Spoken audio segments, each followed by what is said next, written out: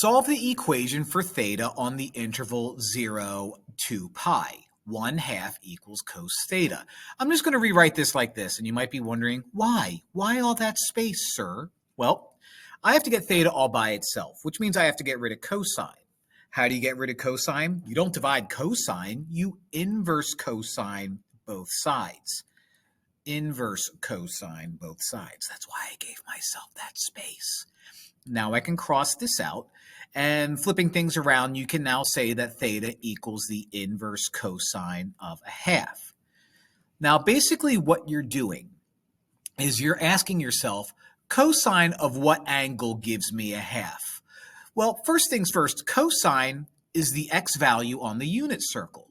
So where on the unit circle is the x value going to be positive? In these two quadrants right here, quadrants 1 and quadrant 4. Now, where is my x value 1/2? Well, my x value is 1/2 here, which means it's also going to be corresponding here.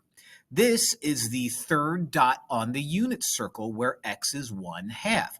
So it would be like 1/2, who cares? Or 3/2.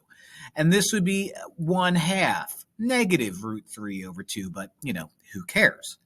Now, most importantly, again, my job is to find out what equation, or better yet, what angle, would give me these numbers. Well, u would be pi/3, because u would be the third point in my unit circle, and u would be like the negative pi/3, also known as 5 pi/3.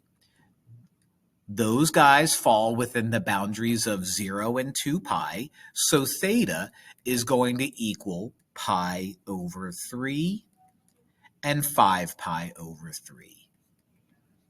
And that's your answer.